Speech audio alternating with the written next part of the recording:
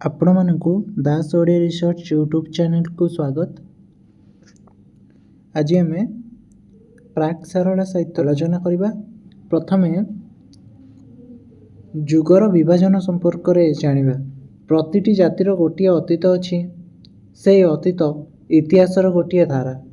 प्रतिटी साहित्यर मध्य इतिहास रही। इतिहास जेपरि समय अनुसार परिवर्तनशील, ठीक सेहीपरि साहित्य मध्य परिवर्तनशील।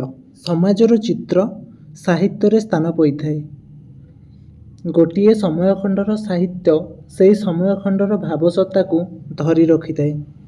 जेकोनोसी देश जाति बा वंशर इतिहास संपृक्त देश जाति वंश संबंधरे सम्यक धारणा देबा भली जेकोनोसी साहित्यर इतिहास संपृक्त साहित्य संबंधरे यथेष्ट आलोकपात करिथाय। सुतरां प्रत्येक साहित्यर एक पूर्णांग तथा निर्भुल इतिहास रहिबा नितांत आवश्यक। देश जाति और वंशर इतिहास रे आलोचनार सुगमता पई आवश्यक विवरणी को कालानुक्रमे विभिन्न विभाग रे विभक्त करा जायथाय। सेहीपरि साहित्यर इतिहास रे स्थानित हेबाकु थिबा विवरणी गुडी को कालक्रमिक करा जिवा सर्वदा आवश्यक। साहित्य समाजर प्रतिछवि वहन करे। समाज रे जेतेबेले जेउ प्रकार परिवर्तन घटे साहित्यर मध्य तार प्रतिफलन देखा जाए। तेणु विभिन्न सामाजिक राजनीतिक अर्थनैतिक परिवेशर परिवर्तन भेदरे साहित्यिक आभिमुख्यर अनुरूप परिवर्तन घटी थाए, जहा फलरे साहित्य नूतन रूप आभिमुख्य ग्रहण करि थाए। समालोचक गोष्ठी सेहिठारे एक नूतन साहित्यिक जुगर संधान पाती। एहीपरि साहित्य विभिन्न जुगरे विभक्त हुए और नूतन आभिमुख्य ग्रहण करिथिबा साहित्यर शैली और भाव संपदर स्वतंत्र प्रदर्शन करिबा सहज हुए।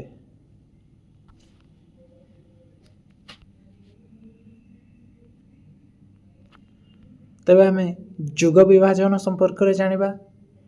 प्रारंभिक जुग बा प्राक सारला जुग रो समय सीमा हेउची ख्रीष्टीय अष्टम नवम शताब्दी ठारू 1400 शताब्दी शेष पर्यंत 801 रो 1400 ख्रीष्टाब्द मध्य। सारला जुगर समय सीमा ख्रीष्टाब्द 1500 शताब्दी 1401 रु 1500 ख्रीष्टाब्द मध्य। आदि मध्य युग बा पंचसखा युग रो समय सीमा हेउची ख्रीष्टीय 1600 शताब्दी आरंभ रु 1700 शताब्दी प्रथमार्ध पर्यंत, जोटा 1501 रु 1650 ख्रीष्टाब्द। उत्तर मध्य युग बा रीति युग रो समय सीमा होची 1700 शताब्दी द्वितीयार्ध रु 1900 शताब्दी अष्टम दशक पर्यंत, अर्थात 1651 रु 1880 ख्रीष्टाब्द। एवं आधुनिक युग 1880 ख्रीष्टाब्द रु सांप्रतिक काल पर्यंत। एही युगर विविध साहित्यिक प्रवृत्ति विशेषत्व को विचार को नहीं यह प्राक स्वाधीनता साहित्य और स्वाधीनोत्तर साहित्य भाव में दुई भाग में विभक्त करा जाए। प्राक स्वाधीनता साहित्य 1880 ख्रीष्टाब्द रु 1947 ख्रीष्टाब्द पर्यंत। यार उपविभाग गुड़िक होउची नवचेतनार साहित्य, जोड़ा 1880 ख्रीष्टाब्द रु 1910 ख्रीष्टाब्द पर्यंत। सत्यवादी साहित्य 1910 ख्रीष्टाब्द रु 1921 ख्रीष्टाब्द पर्यंत। सबुज साहित्य 1921 ख्रीष्टाब्द रु 1935 ख्रीष्टाब्द पर्यंत। प्रगतिवादी साहित्य 1935 ख्रीष्टाब्द रु 1947 ख्रीष्टाब्द पर्यंत। स्वाधीनोत्तर साहित्य जोटा 1947 ख्रीष्टाब्द रु आज पर्यंत या सांप्रतिक साहित्य नाम अभिहित करा जाय पारे। तेबे प्राक सारला युग कहले सारला पूर्ववर्ती समय को बुझाए। यह कई प्रारंभिक युग मध्य कहती। यही समय साहित्य त्रिविध थिला बा तीन भाग में विभक्त करा जायतिला। गोटे हूँ कथित साहित्य, जहाँ मध्य लोक साहित्य थिला, आउ थिला अभिलेख साहित्य द्वितीय रे, जोटी आमे ताम्रफलक इत्यादि संपर्क रे तथ्य पाई परिबा। आउ 3 नंबर रे थिला लिखित साहित्य, जहाँ मध्य चर्चा साहित्य स्थानित पाइथिला। तापरे सारला युग आमे देखिबा। सारला युग रे सारला दासंक जीवनी से संपर्क रे तथ्य आउ तांको समयर राजनीतिक परिवेश, अर्थनैतिक परिवेश समस्त विवरणी आमे सारला युग रे पाई परिबा। पंचसखा साहित्य रे आमे बलराम दास, जगन्नाथ दास, अच्युतानंद दास, जसवंत दास, ଆଉ ଶିଶୁଆନନ୍ଦ ଦାସଙ୍କ ରଚନା ସମ୍ଭାର ଓ ତାଙ୍କ ସମ୍ପର୍କରେ ବିବରଣୀ ପାଇପାରିବା। ତାପରେ ରୀତି ଯୁଗକୁ କେହି ଆଳଙ୍କାରିକ ଯୁଗ ବୋଲି ମତ ପୋଷଣ କରିଥାନ୍ତି। ସେ ଯୁଗରେ ବିଭିନ୍ନ ଉତ୍କୃଷ୍ଟ ଲେଖାମାନ ପ୍ରକାଶ ପାଇଥିଲା, ଯେମିତି ଉପେନ୍ଦ୍ର ଭଞ୍ଜଙ୍କର କୋଟି ବ୍ରହ୍ମାଣ୍ଡ ସୁନ୍ଦରୀ, ଲାବଣ୍ୟବତୀ। ତାପରେ ଯୁଗ ବିଭାଜନର ପରିସର ମଧ୍ୟକୁ ଆସେ ଆଧୁନିକ ଯୁଗ, ଯେଉଁଥିରେ ଆମେ ଇଂରେଜ ଶାସନରେ ଓଡ଼ିଶା, ଶିକ୍ଷା ବ୍ୟବସ୍ଥା, ସେ ସମୟର ରାଜନୈତିକ ବ୍ୟବସ୍ଥା ସମ୍ପର୍କରେ ଆମେ ଅନେକ ତଥ୍ୟ ପାଇପାରିବା। ତେବେ ନବଚେତନାର ସାହିତ୍ୟ କ'ଣ? 1880 ଖ୍ରୀଷ୍ଟାବ୍ଦରୁ 1910 ଖ୍ରୀଷ୍ଟାବ୍ଦ ପର୍ଯ୍ୟନ୍ତ ପରିବ୍ୟାପ୍ତ ଏହି ସାହିତ୍ୟ ଆଧୁନିକ ଓଡ଼ିଆ ସାହିତ୍ୟର ପ୍ରଥମ ପର୍ଯ୍ୟାୟ। 1803 ଖ୍ରୀଷ୍ଟାବ୍ଦରେ ଓଡ଼ିଶା ଇଂରେଜମାନଙ୍କ ଶାସନାଧୀନ ହେବା ପରେ ଓଡ଼ିଶାକୁ ଖ୍ରୀଷ୍ଟିଆନ ପାଦ୍ରୀମାନେ ଖ୍ରୀଷ୍ଟ ଧର୍ମ ପ୍ରଚାର ଉଦ୍ଦେଶ୍ୟରେ ଆସିଥିଲେ। ସେମାନେ ଧର୍ମ ପ୍ରଚାରର ପ୍ରାରମ୍ଭରୁ ଓଡ଼ିଶାର ଗର୍ବ ଓ ଗୌରବର ପ୍ରତୀକ ଶ୍ରୀ ଜଗନ୍ନାଥଙ୍କୁ ପ୍ରତିଦ୍ୱନ୍ଦ୍ୱୀ ରୂପେ ଗ୍ରହଣ କରି ତାଙ୍କ ବିରୋଧରେ ପ୍ରଚାର ଚଳାଇଥିଲେ। ଶାସନ କାର୍ଯ୍ୟରେ ସହାୟତା କରିବାକୁ ପଡ଼ୋଶୀ ପ୍ରଦେଶରୁ କେତେକ ବଙ୍ଗୀୟ ବୃତ୍ତିଭୋଗୀ ଏ ରାଜ୍ୟକୁ ଆସିଥିଲେ। ସ୍ୱାର୍ଥ ରକ୍ଷା ପରିବର୍ତ୍ତେ ଏମାନେ ଅଧିକାଂଶ କ୍ଷେତ୍ରରେ ଓଡ଼ିଆମାନଙ୍କ ସାମୂହିକ କ୍ଷତି ସାଧନ କରିଚାଲିଲେ। ଏମାନଙ୍କ ଚକ୍ରାନ୍ତ ଫଳରେ ଓଡ଼ିଆ ଭାଷା ଚିରଦିନ ପାଇଁ ବିଲୁପ୍ତ ହେବାକୁ ଯାଉଥିଲା। ଏହିସବୁ କାରଣରୁ ଓଡ଼ିଶାର ଧର୍ମ ଓ ସଂସ୍କୃତି କିପରି ସଙ୍କଟର ସମ୍ମୁଖୀନ ହୋଇଥିଲା, ଏହି ପରିପ୍ରେକ୍ଷୀରେ କେତେଜଣ ଶିକ୍ଷିତ ତଥା ସଚେତନ ଓଡ଼ିଆଙ୍କ ମନ ଓ ପ୍ରାଣରେ ନୂତନ ଜାତୀୟ ଚେତନା ଜାଗୃତ ହୋଇଥିଲା। ସେମାନେ ଓଡ଼ିଶାକୁ ଏହି ଜାତୀୟ ସଙ୍କଟରୁ ବଞ୍ଚାଇବା ପାଇଁ ଆଗଭର ହୋଇ ପଡ଼ିଥିଲେ। କ୍ରମଶଃ ଏହି ନବଚେତନାର ଧାରା ସୁଦୂର ପ୍ରସାରୀ ହୋଇଥିଲା। ସେମାନଙ୍କ ଉତ୍ତର ପୁରୁଷଙ୍କ ଦ୍ୱାରା ଓଡ଼ିଆ ଜାତି ଏକ ନିଶ୍ଚିନ୍ତ ପତନରୁ ରକ୍ଷା ପାଇଥିଲା। ସେ ଯୁଗକୁ ନବଚେତନାର ଯୁଗ ଭାବରେ ଅଭିହିତ କରାଯାଇଛି। ତାପରେ ସତ୍ୟବାଦୀ ସାହିତ୍ୟର ଯୁଗ। ଓଡ଼ିଆ ସାହିତ୍ୟରେ ସତ୍ୟବାଦୀ ଏକ ଯୁଗ କି ନୁହେଁ, ସେଥିପାଇଁ ନାନାଦି ବିବାଦ ବାରମ୍ବାର ଉଠିଛି, ଯାହା ଏବେ ବି ଅସମାହିତ। 1910ରୁ 1921 ପର୍ଯ୍ୟନ୍ତ ସମୟଖଣ୍ଡରେ ଗୋପବନ୍ଧୁ, ନୀଳକଣ୍ଠ, ଗୋଦାବରୀଶ, କୃପାସିନ୍ଧୁ ଆଦି ଲେଖକ ଜାତୀୟ ଜୀବନର ଉପଯୋଗିତାକୁ ଆଖିରେ ରଖି କାବ୍ୟ, କବିତା, ଗଳ୍ପ, ଉପନ୍ୟାସ, ନାଟକ ଆଦି ରଚନା କରିଛନ୍ତି। ସେଥିରୁ ବହୁଭାଗ ଲେଖା ସେମାନଙ୍କ ମୁଖପତ୍ର ସତ୍ୟବାଦୀରେ ପ୍ରକାଶିତ। ଏମାନେ ଗୋଟିଏ ବନବିଦ୍ୟାଳୟକୁ କେନ୍ଦ୍ର କରି ସତ୍ୟବାଦୀ ବା ସାକ୍ଷୀଗୋପାଳ ପୀଠରେ ଏକତ୍ର ଶିକ୍ଷକତା କରିଛନ୍ତି। ଗୋପବନ୍ଧୁ ସ୍କୁଲର ପ୍ରତିଷ୍ଠାତା ଓ ପ୍ରାଣକେନ୍ଦ୍ର। ସବୁଜ ସାହିତ୍ୟ 1921ରୁ 1935 ପର୍ଯ୍ୟନ୍ତ ବ୍ୟାପ୍ତ ସତ୍ୟବାଦୀ ସାହିତ୍ୟର ପରବର୍ତ୍ତୀ ପର୍ଯ୍ୟାୟ ସବୁଜ ସାହିତ୍ୟ ଆଧୁନିକ ଓଡ଼ିଆ ସାହିତ୍ୟରେ ଏକ ବିଶେଷ ଭୂମିକା ଗ୍ରହଣ କରିଥିଲା।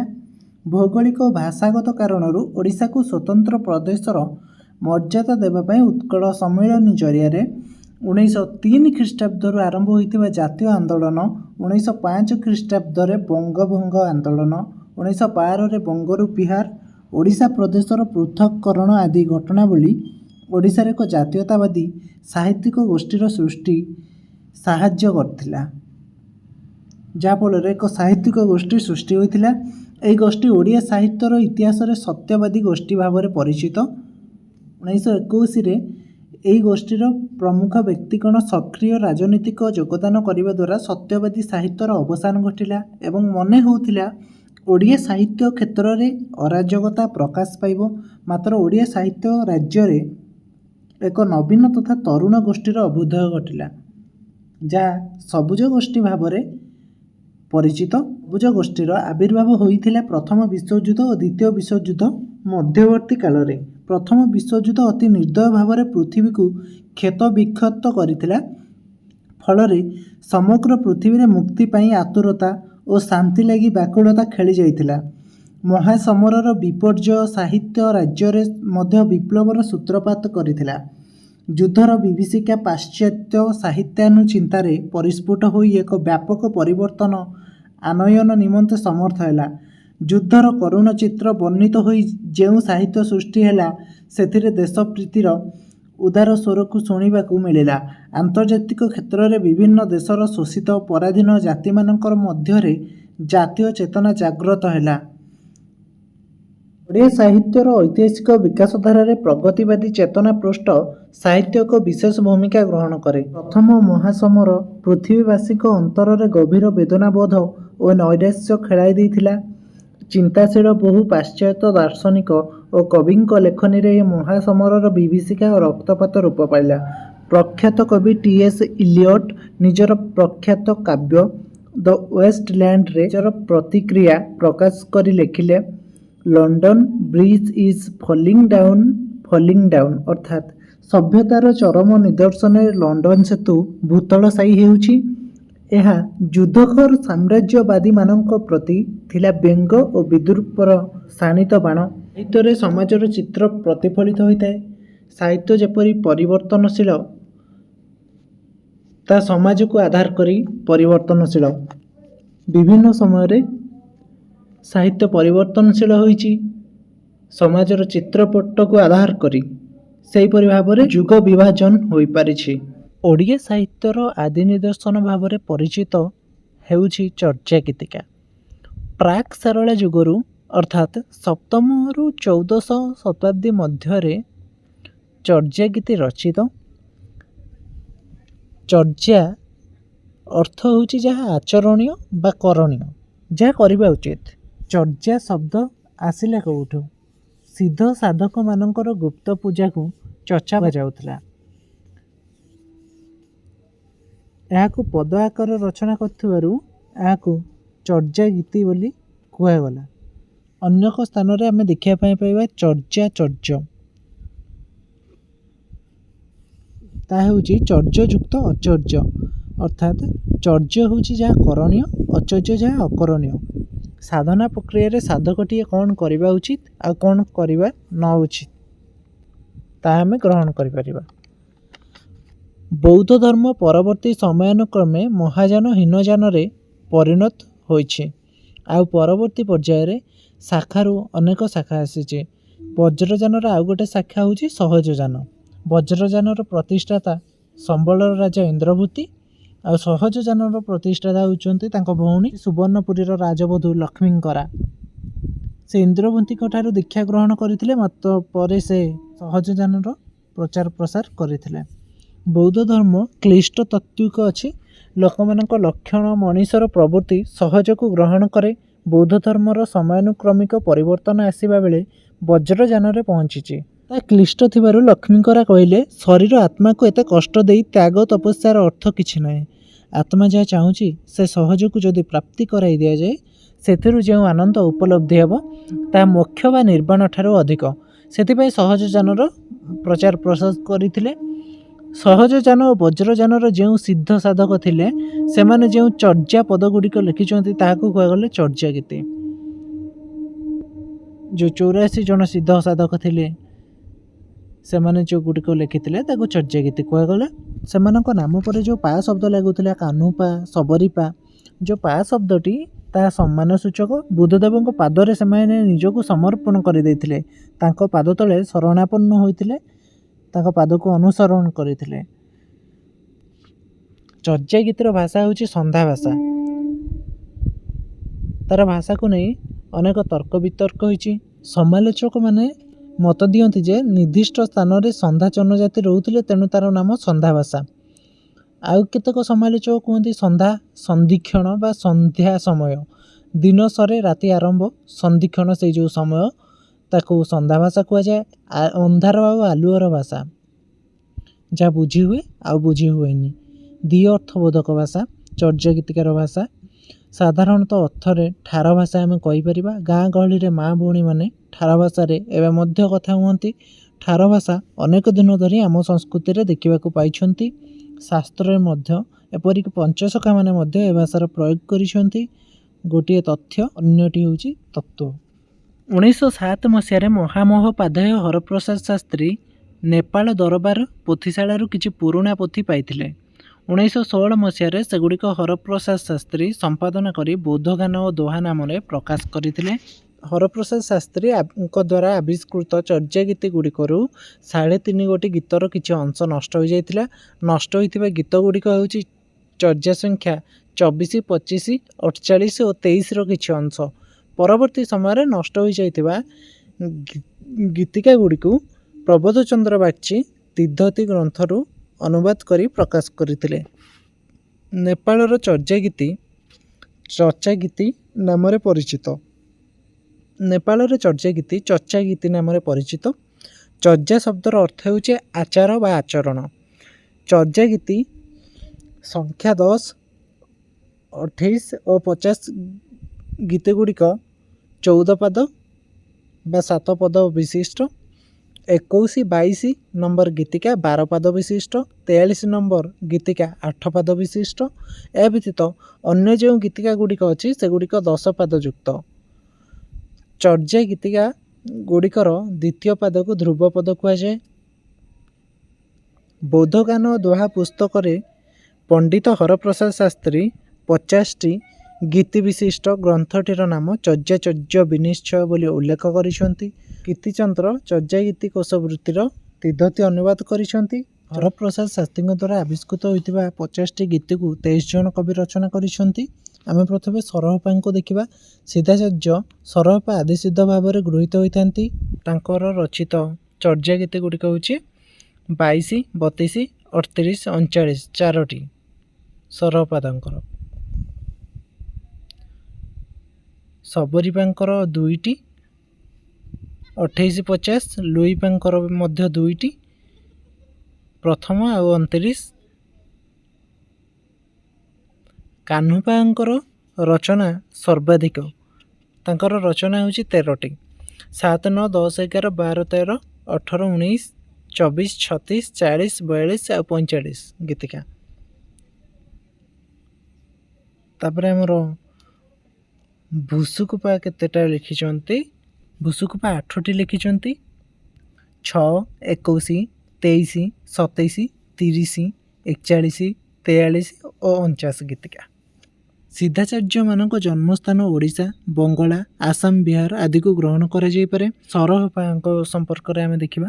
ସିଦ୍ଧାଚାର୍ଯ୍ୟମାନଙ୍କ ଭିତରେ ଆଦିସିଦ୍ଧ ଭାବରେ ସରହପା ଗୃହୀତ ହୋଇଛନ୍ତି। ତିବ୍ଦତୀୟ ତାଙ୍ଗୁରୁ ଗ୍ରନ୍ଥାନୁସାରେ ସରହପା ଉଡିଆନ୍ ବା ଓଡ଼ିଶାର ଅଧିବାସୀ ଥିଲେ। ପାକ୍ ସୋମ୍ ଜୋଙ୍ଗଜାଙ୍ଗ ଗ୍ରନ୍ଥ ଅନୁସାରେ ସରହପା ପୂର୍ବାଞ୍ଚଳରେ ରାଙ୍ଗି ନାମକ ସ୍ଥାନରେ ଜନ୍ମଗ୍ରହଣ କରିଥିଲେ। ସରହପାଙ୍କ ପିତା ଥିଲେ ଜଣେ ବ୍ରାହ୍ମଣ ଏବଂ ମାତା ଥିଲେ ଜଣେ ଡାକିନୀ। ସରହପାଦ ରାହୁଳ ଭଦ୍ର, ରାହୁଳ ସୂଚୀ, ସରୋଜ ବଜ୍ର ବା ପଦ୍ମ ବଜ୍ର ନାମରେ ପରିଚିତ। ସରହପା ଜଣେ ସର ନିର୍ମାତାଙ୍କ କନ୍ୟାର ସହଚାର୍ଯ୍ୟରେ ସିଦ୍ଧିପ୍ରାପ୍ତ ହୋଇଥିଲେ। ଚର୍ଯା ଗୀତି କୋଶରେ ସଂକଳିତ 22, 32, 38 ଓ 39 ସଂଖ୍ୟକ ଚର୍ଯା ଗୀତି ଗୁଡ଼ିକ ସରହପାଦଙ୍କର। ଶବରୀପାଙ୍କର 2 ପତ୍ନୀ ଲୋକି ଓ ଗୁଣୀଙ୍କର ଚର୍ଯା ନାମ ଥିଲା ଜ୍ଞାନାବତୀ ଆଉ ଜ୍ଞାନାବତୀ। ଶବରୀପାଙ୍କର 2 ପତ୍ନୀ ଲୋକି ଓ ଗୁଣୀଙ୍କର ଚର୍ଯା ନାମ ଥିଲା ପଦ୍ମାବତୀ ଓ ଜ୍ଞାନବତୀ। ତାରାନାଥଙ୍କ ବିବରଣୀ ଅନୁଯାୟୀ ଶବରୀପା ପୂର୍ବ ଭାରତର ଏକ ନୃତ୍ୟ ରଚନାକାରୀ ଜାତିର ଲୋକ ଥିଲେ। ପାକ୍ ସୋମ୍ ଜୋଙ୍ଗଜାଙ୍ଗ ଗ୍ରନ୍ଥ ଅନୁସାରେ ଶବରୀପାଦଙ୍କ ବଙ୍ଗଳାର ଶବର ସମ୍ପ୍ରଦାୟରେ ଜନ୍ମଗ୍ରହଣ କରିଥିଲେ। ମହାପଣ୍ଡିତ ରାହୁଳ ସଂସ୍କୃତାୟନ ଶବରୀପାଦଙ୍କୁ କ୍ଷତ୍ରିୟ ଜାତିର ବୋଲି ଗ୍ରହଣ କରିଛନ୍ତି। ଡକ୍ଟର ବିନୟତୋଷ ଭଟ୍ଟାଚାର୍ଯ୍ୟ ଶବରୀପାଙ୍କ ସମୟ ଖ୍ରୀଷ୍ଟାବ୍ଦ 657 ବୋଲି କହିଛନ୍ତି। ଚର୍ଯା ଗୀତି କୋଶରେ 28 ଓ 50 ସଂଖ୍ୟକ ଗୀତିକା ହେଉଛି ଶବରୀପାଦଙ୍କର।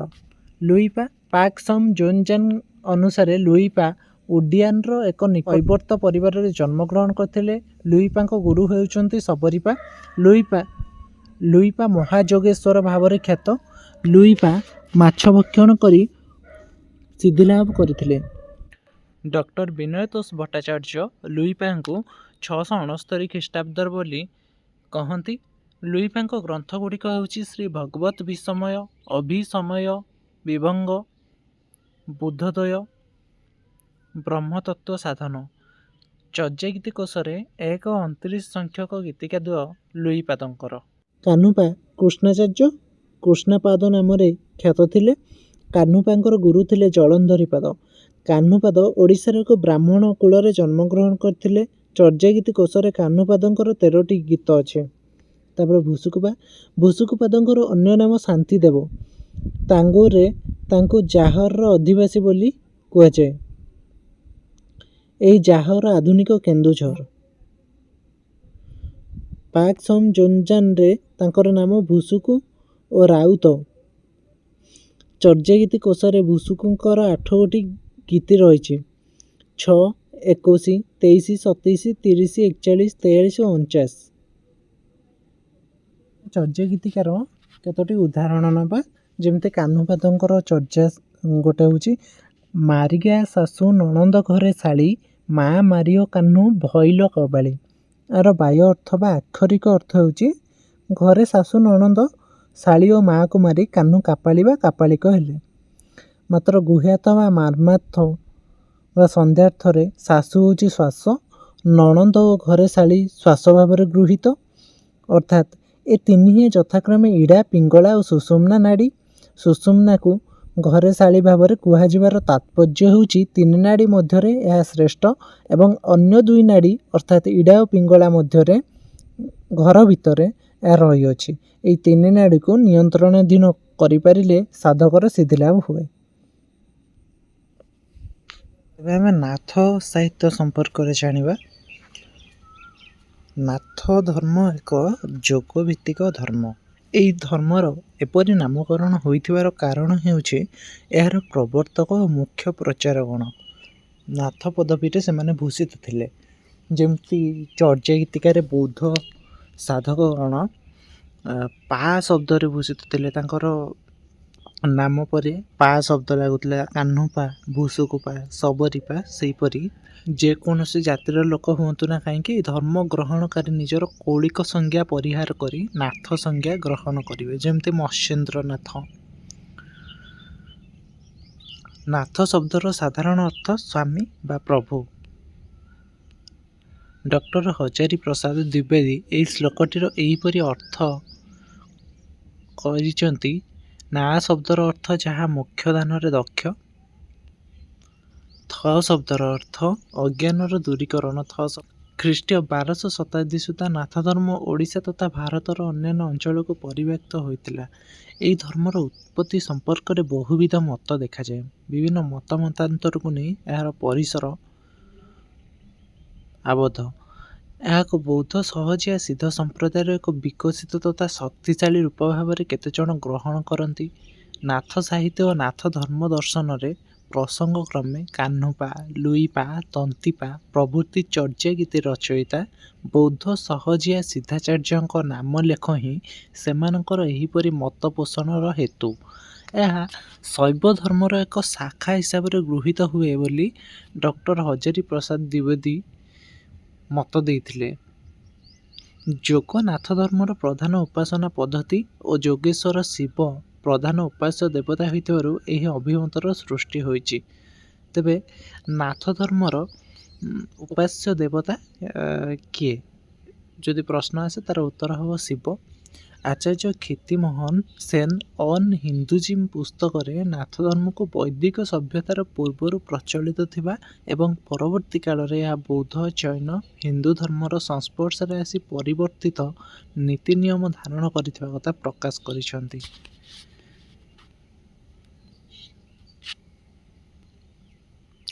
ଗୋରେଖ ସଂହିତା ଅନୁସାରେ ଗୋରକ୍ଷନାଥ ବା ଗୋରଖନାଥ ନାଥ ଧର୍ମର ପ୍ରବର୍ତ୍ତକ ଓ ନାଥ ସଂଜ୍ଞାଧାରୀ ଯୋଗୀ ଜାତି ତାଙ୍କଠାରୁ ଜାତ। ବିନ୍ଦୁନାଥ, ମୀନନାଥ, ଗୋରକ୍ଷନାଥ,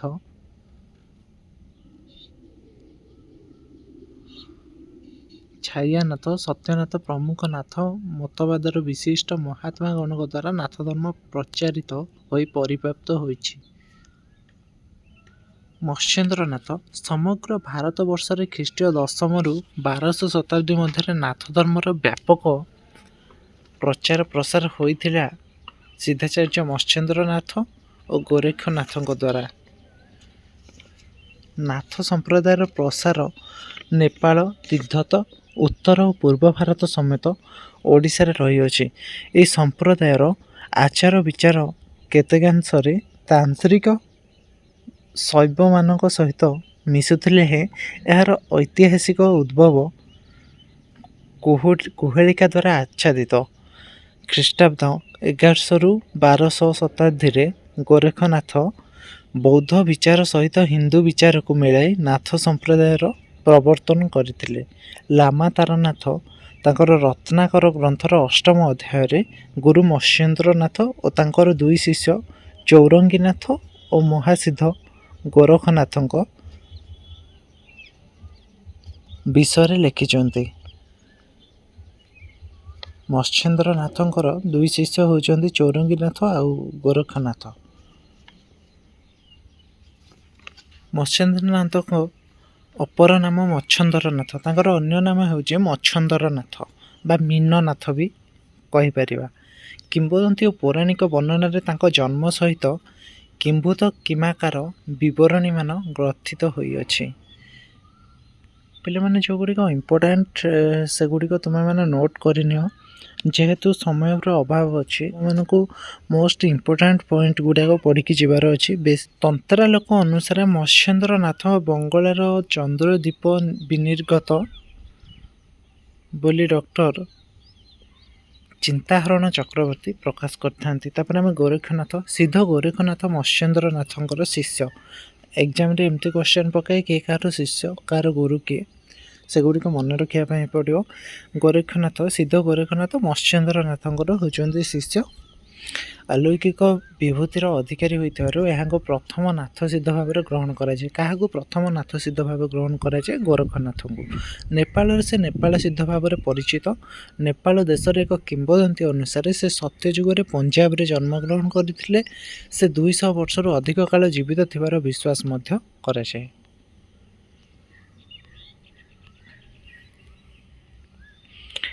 ଭାରତୀୟ ସଂସ୍କୃତି ଓ ସାହିତ୍ୟକୁ ନାଥ ଧର୍ମର ଉଲ୍ଲେଖଯୋଗ୍ୟ ଅବଦାନ ରହିଛି। ଏହି ସୂତ୍ରରେ ଓଡ଼ିଆ ସାହିତ୍ୟକୁ ମଧ୍ୟ ଏହି ଧର୍ମର ଅବଦାନ କିଛି କମ୍ ନୁହେଁ। ନାଥ ଧର୍ମ ଓ ଦର୍ଶନ ଦ୍ୱାରା ସାରଳା ସାହିତ୍ୟ ଓ ପଞ୍ଚଶଖା ସାହିତ୍ୟ ବିଶେଷ ଭାବରେ ପ୍ରଭାବିତ ହୋଇଥିବା କଥା ଲକ୍ଷ୍ୟ କରାଯାଏ। ମାତ୍ର ଓଡ଼ିଆ ଭାଷାରେ ରଚିତ ନାଥ ଧର୍ମ ପ୍ରଖ୍ୟାପକ ଗ୍ରନ୍ଥ ଗୁଡ଼ିକ ସଂଖ୍ୟା ସୀମିତ। ଅର୍ଥାତ୍ ଓଡ଼ିଆ ଭାଷାରେ ଯେଉଁ ନାଥ ଧର୍ମର ଗ୍ରନ୍ଥ ଗୁଡ଼ିକ ରହିଛି ତାର ସଂଖ୍ୟା ବହୁତ କମ୍। ଦ୍ୱାଦଶ ଶତାବ୍ଦୀ ଠାରୁ ପଞ୍ଚଦଶ ଶତାବ୍ଦୀ ପର୍ଯ୍ୟନ୍ତ, ଅର୍ଥାତ୍ ଚର୍ଯ୍ୟା ସାହିତ୍ୟ ପରଠାରୁ ସାରଳା ସାହିତ୍ୟର ଆରମ୍ଭ ପର୍ଯ୍ୟନ୍ତ ସମୟ ଓଡ଼ିଆ ସାହିତ୍ୟର ଘୋର ତମସାଚ୍ଛନ୍ନ ଯୁଗ। ଏହି ଅବଧି ଆବିଷ୍କୃତ ନାଥ ଧର୍ମ ପ୍ରଖ୍ୟାପକ ଗ୍ରନ୍ଥମାନଙ୍କ ମଧ୍ୟରୁ ମାତ୍ର 2 ବା 3 ଖଣ୍ଡ ଏହି ଯୁଗରେ ଲିଖିତ ବୋଲି ବହୁ ଆଲୋଚକ ମତ ପ୍ରକାଶ କରନ୍ତି। ସେଗୁଡ଼ିକ ଏଠାରେ ଆଲୋଚନା ପରିସରଭୁକ୍ତ କରାଯାଇପାରେ। ଶିଶୁବେଦ, ଯୋଗଭିତ୍ତିକ ନାଥ ଧର୍ମର ପ୍ରଥମ ଗ୍ରନ୍ଥ ଭାବରେ ଶିଶୁବେଦ ପରିଗଣିତ। ଗ୍ରନ୍ଥର ଶିଶୁବେଦ ନାମଟି ଯଥାର୍ଥ ନୁହେଁ ବୋଲି ଡକ୍ଟର ଦୋଳଗୋବିନ୍ଦ ଶାସ୍ତ୍ରୀ ମତ ପ୍ରକାଶ କରିଛନ୍ତି। ସୁଷୁମ୍ନା ନାଡ଼ୀର ସହଯୋଗରେ ନାଥ ସିଦ୍ଧ ଯୋଗୀମାନେ ଯୋଗ ସାଧନ କରିଥାନ୍ତି। ଏହି ଯୋଗ ସାଧନ ତତ୍ତ୍ୱ ଦ୍ୱାରା ଯେଉଁ ଶାସ୍ତ୍ର ନିର୍ଦ୍ଦେଶ କରେ ତାହା ସୁଷୁମ୍ନା ବେଦ ବା ଶିଶୁବେଦ। ସୁଷୁମ୍ନା ଶବ୍ଦଟି କାଳକ୍ରମେ ଲିପିକାରଙ୍କ ଅସାବଧାନତା ବା ଅଜ୍ଞାତବଶତଃ ଶିଶୁରେ ପରିଣତ ହୋଇଛି। ଅତଏବ ଏହାର ପ୍ରକୃତ ବନାନ ଶିଶୁବେଦ ହେବା ଅଧିକ ଯୁକ୍ତିଯୁକ୍ତ। 50 ଗୋଟି ଶ୍ଲୋକର ସମାହାରରେ ଗ୍ରନ୍ଥଟିର କଳେବର ପୃଷ୍ଠ। ପ୍ରଥମେ ଗୋଟିଏ ଶ୍ଲୋକ ଓ ତାପରେ ଗଦ୍ୟ ରୂପ, ଏହିପରି କ୍ରମରେ ଗ୍ରନ୍ଥଟି ସଜ୍ଜିତ। ତାପରେ ଅମର କୋଷ ଗୀତା, ଏହା ଆଦିନାଥଙ୍କ ନାମରେ ଭଣିତ ନାଥ ଧର୍ମ ତତ୍ତ୍ୱରେ ପରିପୃଷ୍ଟ ଏକ ଗ୍ରନ୍ଥ। ଗୁରୁ ଆଦିନାଥ ଓ ଶିଷ୍ୟ ଲୌଇଙ୍କ କଥୋପକଥନ ଶୈଳୀରେ ଏହି ଗ୍ରନ୍ଥଟି ରଚିତ। ଏମିତି ଏକ୍ଜାମରେ କ୍ୱେଶ୍ଚନ୍ ଆସେ, ଅମରକୋଷ ଗୀତା କାହାର କଥୋପକଥନ ଶୈଳୀରେ ରଚିତ? ଏହି ଧର୍ମରେ ଆଦିନାଥ ଓ ଶିବଙ୍କୁ ଏକ ଅଭିନ୍ନ ଭାବରେ ଗ୍ରହଣ କରାଯାଇଥାଏ। ଏଥିରେ ଶିଷ୍ୟ ପୁତା ଭାବରେ ସମ୍ବୋଧିତ, ଯେପରି ଶୁଣ ପୁତା ଲୋଇରେ। ଏହାର ରଚନା କାଳ କେତେକ ଆଲୋଚକଙ୍କ ଦ୍ୱାରା 13ଶ ଶତାବ୍ଦୀ ଭାବରେ ନିର୍ଣ୍ଣିତ ହୋଇଛି। ଡକ୍ଟର କୃଷ୍ଣଚରଣ ସାହୁ କିନ୍ତୁ ଭାଷା ଦୃଷ୍ଟିରୁ ଏହାକୁ 15ଶ ଶତାବ୍ଦୀର ରଚନା ଭାବେ ଗ୍ରହଣ କରିଛନ୍ତି। ତାପରେ ମତ୍ସ୍ୟେନ୍ଦ୍ର ଗୀତା, ମତ୍ସ୍ୟେନ୍ଦ୍ର ନାଥଙ୍କ ନାମରେ ଭଣିତ ଏହି ଗ୍ରନ୍ଥଟିର ଆବିଷ୍କାରକ ଶ୍ରୀ ବ୍ରହ୍ମାନନ୍ଦ ଦାସ। ସେ ଏହାକୁ ଚର୍ଯ୍ୟା ସାହିତ୍ୟର ପରବର୍ତ୍ତୀ ପ୍ରଥମ ରଚନା ଭାବରେ ଅନୁମାନ କରିଛନ୍ତି। ଖ୍ରୀଷ୍ଟୀୟ 1100ରୁ 1200 ଶତାବ୍ଦୀରେ ସ୍ଥାନ ଦିଅନ୍ତି। ଏହିପରି ଅନୁମାନ କରିବାର କାରଣ ବୋଧହୁଏ ଏହାର ରଚୟିତା ମତ୍ସ୍ୟେନ୍ଦ୍ର ନାଥଙ୍କ ଜୀବନ କାଳକୁ ସେ 1100ରୁ 1200 ଶତାବ୍ଦୀ ବୋଲି ଧରି ନେଇଛନ୍ତି। ଏହି ଗ୍ରନ୍ଥ ବ୍ୟତୀତ ଗୋରକ୍ଷ ଗୀତା, ସପ୍ତାଙ୍ଗ ଯୋଗ ଧାରଣମ୍, ଅଷ୍ଟାଙ୍ଗ ଯୋଗ ଧାରଣମ୍, ଅମର ପଟଳ, ଗୋରେଖ ମଲ୍ଲିକା ସମ୍ବାଦ ଇତ୍ୟାଦି ଗ୍ରନ୍ଥଗୁଡ଼ିକ ନାଥ ଧର୍ମ ପ୍ରଖ୍ୟାପକ ଗ୍ରନ୍ଥ। ଏଗୁଡ଼ିକ 16ଶ ଶତାବ୍ଦୀ ବା ପରବର୍ତ୍ତୀକାଳୀନ ରଚନା ହୋଇଥିବାରୁ ଏଗୁଡ଼ିକର ଆଲୋଚନା ଏଠାରେ କରାଯାଉ ନାହିଁ। ନାଥ ଧର୍ମ ସାରଳା ଦାସଙ୍କ ବହୁ ପୂର୍ବ ଯେ ଓଡ଼ିଶାରେ ଏକ ଲୋକପ୍ରିୟ ପ୍ରଭାବଶାଳୀ ଧର୍ମ ଥିଲା, ଏଥିରେ ସନ୍ଦେହର ଅବକାଶ ନାହିଁ। ତାପରେ ଆମେ ଶୈବ ସାହିତ୍ୟ ସମ୍ପର୍କରେ ଆଲୋଚନା କରିବା। ଶିବ ଉପାସନା ମୂଳକ ରୀତି ହିଁ ଶୈବ ଧର୍ମ ନାମରେ ଅଭିହିତ। ଏହାର ଉତ୍ପତ୍ତି କାଳ ନିର୍ଣ୍ଣୟ କରିବା ସହଜ ସାଧ୍ୟ ନୁହେଁ। ଏହା ପ୍ରାକ୍ ବୈଦିକ ଅର୍ଥାତ୍ ବୈଦିକ ସଭ୍ୟତାର ପୂର୍ବରୁ ଓ ବୈଦିକ ସଂସ୍କୃତିର ସମନ୍ୱୟାତ୍ମକ ରୂପ ବୋଲି କୁହାଯାଏ। ବେଦ ଦ୍ୱାରା ନିନ୍ଦିତ ଓ ଏହି ଧର୍ମ ସହିତ ସମ୍ପୃକ୍ତ ଲିଙ୍ଗ ପୂଜା ବା ପ୍ରାକ୍ ବୈଦିକ ସିନ୍ଧୁ ସଭ୍ୟତା ଦ୍ୱାରା ସମ୍ଭବତଃ ପ୍ରଭାବିତ ହୋଇଥିଲା। ମହେଞ୍ଜୋଦାରୋରୁ ମିଳିଥିବା ଯୋଗାରୂଢ଼ ଓ ପଶୁ ବେଷ୍ଟିତ ପୁରୁଷ ମୂର୍ତ୍ତି ହିଁ କେତେକ ଦୃଷ୍ଟିରୁ ବୈଦିକ ରୁଦ୍ର ଶିବଙ୍କ ସହିତ ଚିହ୍ନିତ କରାଯାଇପାରେ। ବୈଦିକ ଓ ବୈଦିକୋତ୍ତର ସାହିତ୍ୟରେ ରୁଦ୍ର ଶିବଙ୍କର ମିଳିତ ରୂପ ଉପଲବ୍ଧି ହୁଏ। ରାମାୟଣ ଓ ମହାଭାରତରେ ଶିବଙ୍କ ମହାତ୍ମ୍ୟର ବର୍ଣ୍ଣନା ଦେଖିବାକୁ ମିଳେ। ଅନେକ ଲିଖିତ ତଥା ପ୍ରତ୍ନତାତ୍ତ୍ୱିକ ସୂତ୍ରରୁ ଆମେ ଶୈବ ଧର୍ମର ଲୋକପ୍ରିୟତା ବିଷୟରେ ସମ୍ୟକ୍ ସୂଚନା ପାଉ। ଗୁପ୍ତ ଯୁଗରେ ଏହି ଧର୍ମ ସୁଦୂର ପ୍ରସାରୀ ହୋଇଥିବା ଜଣାଯାଏ। ଓଡ଼ିଶାରେ ଶୈବ ଧର୍ମର ପ୍ରଚଳନ ବହୁ ପ୍ରାଚୀନ ହେଲେ ଏହାର ପ୍ରାଚୀନତମ ନିଦର୍ଶନ ହେଉଛି ଖ୍ରୀଷ୍ଟୀୟ 4ର୍ଥ ଶତାବ୍ଦୀରେ କେଉଁଝର ଜିଲ୍ଲାର ଆସନପାଟ ଅଭିଲେଖରେ ଖୋଦିତ ନଟରାଜ ଶିବ ବିଗ୍ରହ।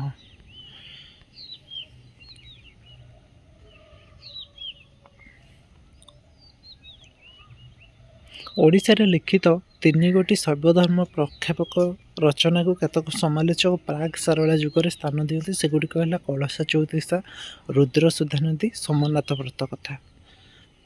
ମାତ୍ର ରୀତିଭାଷା ସାହିତ୍ୟ ଦୃଷ୍ଟିରୁ ରୀତିଭାଷା ଇତ୍ୟାଦି ଦୃଷ୍ଟିରୁ ଏଗୁଡ଼ିଏ ପରବର୍ତ୍ତୀକାଳୀନ ରଚନା ଭାବରେ ପ୍ରତିପାଦିତ କରାଯାଇପାରେ। କଳସା ଚଉତିସା ଚଉତିସାଟି 1931 ଖ୍ରୀଷ୍ଟାବ୍ଦରେ ସର୍ବପ୍ରଥମେ ଲୋକଲୋଚନକୁ ଆସିଲା। ଏହାର ଆବିଷ୍କାରକ ଶ୍ରୀ ବିଚ୍ଛନ୍ଦ ଚରଣ ପଟ୍ଟନାୟକ ପ୍ରାଚୀ ସମିତି ଅନୁକୂଲ୍ୟରେ ପ୍ରକାଶିତ ଚଉତିସା ମଧୁଚକ୍ରର 4ର୍ଥ ଖଣ୍ଡରେ ଏହାକୁ ସ୍ଥାନିତ କରିଛନ୍ତି।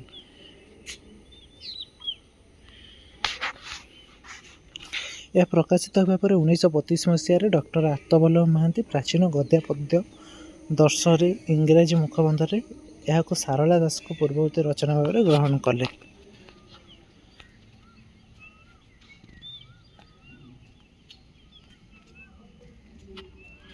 କଳସାର ଅର୍ଥ ମଙ୍ଗଳ ବିଧାନ ବା ମାଙ୍ଗଳିକ ଗାନ ବୋଲି ପ୍ରକାଶ କରିଛନ୍ତି ଶ୍ରୀ ଗୌରୀ କୁମାର ବ୍ରହ୍ମା।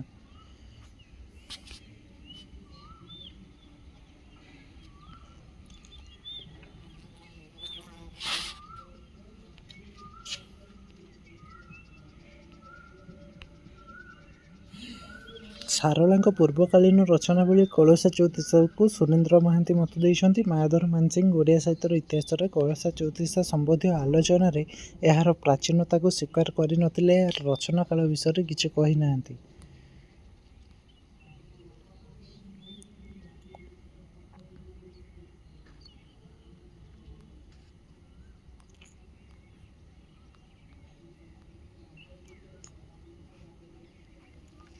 ତେବେ କଳସା ଚଉତିସା କିଏ ଲେଖିଛନ୍ତି? ବର୍ଷା ଦାସ। କଳସାର ଅର୍ଥ କ'ଣ? ଉପଯୁକ୍ତ ଆଲୋଚନାରୁ ଏହା ସ୍ପଷ୍ଟ ଯେ କଳସା କହିଲେ କଳସା ଚଉତିସାକୁ ବୁଝାଏ ନାହିଁ। ସାରଳା ମହାଭାରତରେ ବ୍ୟବହୃତ କଳସା ଶବ୍ଦର ଅର୍ଥ ଆଶୀର୍ବଚନ ଅର୍ଥରେ ବ୍ୟବହୃତ। ଲୋକରତ୍ନ ଡକ୍ଟର କୁଞ୍ଜବିହାରୀ ଦାସ ଓଡ଼ିଆ ଲୋକଗୀତ ଓ କାହାଣୀରେ କଳସାକୁ ମଙ୍ଗଳ ଗୀତି ଭାବରେ ଅଭିହିତ କରିଛନ୍ତି। ତାଙ୍କ ଭାଷାରେ ପାଟୁଆ କଳସୀମାନେ କଳସ ସ୍ଥାପନ କରି ଯେଉଁ ବଚନିକା ଗାଆନ୍ତି ତାକୁ କଳସା କହନ୍ତି। କଳସାକୁ ଉଦ୍ଦେଶ୍ୟ କରି ସ୍ତୁତି ବା ମଙ୍ଗଳ ଗୀତ ବୋଲାଯାଏ ବୋଲି ଏହା କଳସା।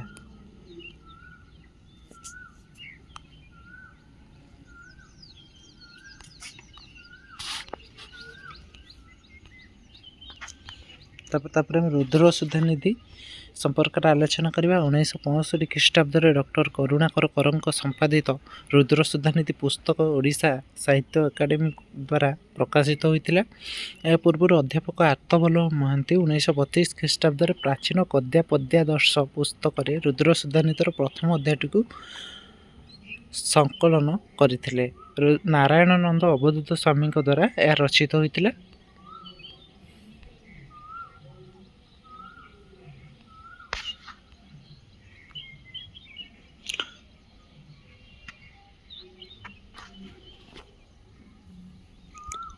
ଅରୁ କ୍ଷୟ ପର୍ଯ୍ୟନ୍ତ ଅକ୍ଷରରେ ରଚିତ ଶିବସ୍ତୁତି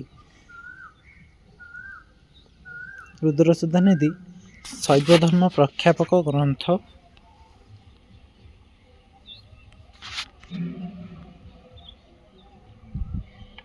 ସୋମନାଥ ବ୍ରତ କଥା ଶୈବ ଧର୍ମ ପ୍ରଖ୍ୟାପକ ଏକ ଗଦ୍ୟ ଗ୍ରନ୍ଥ। ଓଡ଼ିଶାରେ ବହୁ ପ୍ରାଚୀନ କାଳରୁ ପ୍ରଚଳିତ ବହୁ ଓଷା ବ୍ରତ ମଧ୍ୟରେ ଏହା ଏକତମ। ଏହା ଶିବ ପାର୍ବତୀଙ୍କ କଥୋପକଥନରୁ ବିକାଶ ଲାଭ କରିଛି। ଶିବ ପାର୍ବତୀଙ୍କ କଥୋପକଥନରୁ ଏହା ସୃଷ୍ଟି।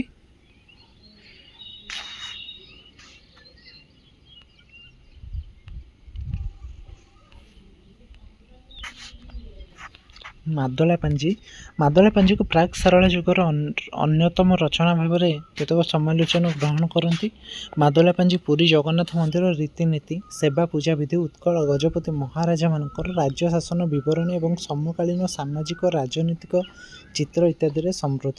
ବିଷୟବସ୍ତୁ ଦୃଷ୍ଟିରୁ ଏହାକୁ ତିନି ଭାଗରେ ବିଭକ୍ତ କରାଯାଏ। ଗୋଟେ ହେଉଛି ରାଜାମାନଙ୍କର ରାଜଭୋଗ ବିବରଣୀ, ଜଗନ୍ନାଥ ମନ୍ଦିର ନିର୍ମାଣର ଇତିହାସ, ଏହାର ସେବା ପୂଜା ବିଧି ଓ ସେବକମାନଙ୍କର କର୍ତ୍ତବ୍ୟ ବିଧି, ମନ୍ଦିରକୁ କେନ୍ଦ୍ର କରି ଘଟିଥିବା କେତେକ ଅସାଧାରଣ ଘଟଣାର ବିବରଣୀ, ଏଗୁଡ଼ିକ ସହିତ ସମ୍ପୃକ୍ତ ଆୟବ୍ୟୟର ବିବରଣୀ।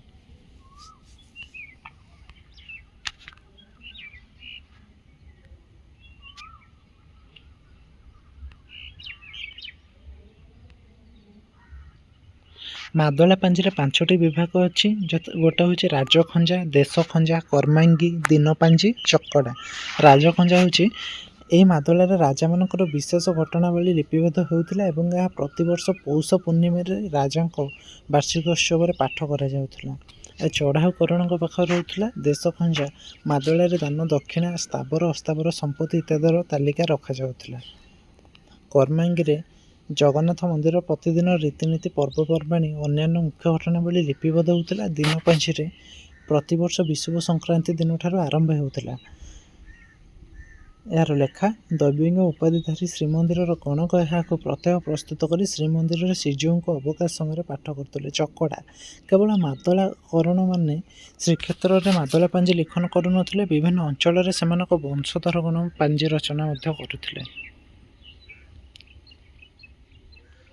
ମାଦଳା ପାଞ୍ଜି ସହିତ 5 ପ୍ରକାର କରଣ ସମ୍ପୃକ୍ତ ଥିବା କଥା ମାଦଳା ପାଞ୍ଜିରେ ଉଲ୍ଲେଖ ଅଛି। ଗୋଟେ ହେଉଛି କୋଠକରଣ, ବୈଠୀକରଣ, ତଢ଼ାଉକରଣ, ଦେଉଳକରଣ।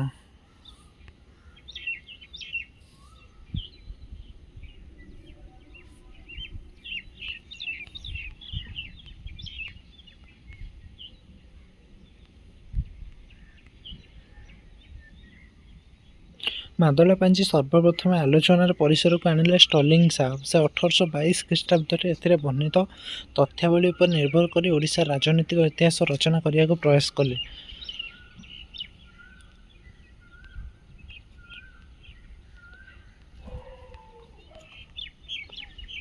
ତାପରେ ଆମେ କେଶବ କୈଲି ସମ୍ପର୍କରେ ଆଲୋଚନା କରିବା। କେଶବ କୈଲିର ରଚୟିତା ହେଉଛନ୍ତି କବି ମାର୍କଣ୍ଡ ଦାସ। ଏହା ଏକ ଚଉତିଶା। ଏହା ଓଡ଼ିଶାର ପୁରପଲ୍ଲୀରେ ବହୁତ ପରିଚିତ ଲାଭ କରିଛି। ବହୁ ପ୍ରାଚୀନ କାଳରୁ ଏହା ଗ୍ରାମ ଚାଟଶାଳୀରେ ଛାତ୍ରମାନଙ୍କ ଦ୍ୱାରା ଆଦୃତ ହୋଇଆସିଛି। କରୁ କ୍ଷ ପର୍ଯ୍ୟନ୍ତ ଅକ୍ଷରକୁ ଆଦ୍ୟରେ ରଖି ଗୋଟିଏ ଗୋଟିଏ ପଦ ରଚିତ ହୋଇଥିବାରୁ ବିଦ୍ୟାର୍ଥୀମାନଙ୍କୁ ବର୍ଣ୍ଣମାଳା ଶିକ୍ଷା କରିବାରେ ଏହା ସାହାଯ୍ୟ କରିଥାଏ। ମଥୁରାର ରାଜା କଂସ ଜାଣିପାରିଛି ଯେ ଶ୍ରୀକୃଷ୍ଣ ତାର ମୃତ୍ୟୁର କାରଣ। ଏହାର ବିଷୟବସ୍ତୁ ହେଉଛି ଏଇଟା। ତେଣୁ ସେ ତାକୁ ବଧ କରିବା ପାଇଁ ବହୁ ଚେଷ୍ଟା କରିଛି, ମାତ୍ର ବିଫଳ ହୋଇଛି। ଶେଷରେ ପାଖରେ ପାଇ କୃଷ୍ଣଙ୍କୁ ହତ୍ୟା କରିବାର ଯୋଜନା କରି ସେ ମଥୁରାରେ ଧନୁ ଉତ୍ସବର ଆୟୋଜନ କରିଛି ଓ କୃଷ୍ଣ ବଳରାମଙ୍କୁ ମଥୁରାକୁ ଡକାଇ ଆଣିଛି। କୃଷ୍ଣ ଗୋପ ଛାଡ଼ି ମଥୁରା ଗଲାବେଳେ ଶୀଘ୍ର ଫେରିଆସିବା ପାଇଁ ମାତା ଯଶୋଦାକୁ କଥା ଦେଇ ଯାଇଛନ୍ତି, ମାତ୍ର ଆଉ ଫେରି ନାହାନ୍ତି। ତାଙ୍କର ଆବର୍ତ୍ତମାନରେ ମାତା ଯଶୋଦା ହୃଦୟରେ ଶୈଳବିଦ୍ଧ ସମ ଯନ୍ତ୍ରଣା ଅନୁଭବ କରିଛନ୍ତି। ତାଙ୍କ ମାତୃହୃଦୟ ବେଦନା ସେ କୋଇଲି ଆଗରେ ମର୍ମଭେଦୀ ବିଳାପ ମାଧ୍ୟମରେ ପ୍ରକାଶ କରିଛନ୍ତି।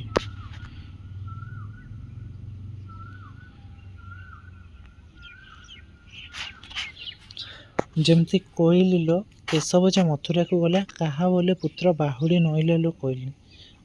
ଅର୍ଥାତ୍ ମାତା ଯଶୋଦା କୋଇଲିକୁ ଜଣାଉଛନ୍ତି, ଲୋ କୋଇଲି, କେଶବ ଯେ ମଥୁରାକୁ ଗଲା, କୃଷ୍ଣ ଯେ ମଥୁରାକୁ ଗଲେ, କାହା କଥା ଶୁଣି ପୁତ୍ର କଲା, ଆଉ ଫେରି ଆସିଲେନି ଲୋ କୋଇଲି। ଏହିପରି ଭାବରେ ବର୍ଣ୍ଣନା କରିଛନ୍ତି ଖଣ୍ଡକ୍ଷୀର ଦେବୀ ମୁଁ କାହାକୁ ଖାଇବାର ପୁତ୍ର ଗଲା ମଥୁରାପୁରକୁ କହିଲେ। ଆମେ କେବଳ ଇମ୍ପୋର୍ଟାଣ୍ଟ ପଏଣ୍ଟ ଗୁଡ଼ିକ ଆଲୋଚନା କରିବା, ତୁମେମାନେ ପେପର ପେନ୍ରେ ନୋଟ୍ କରିପାରିବ।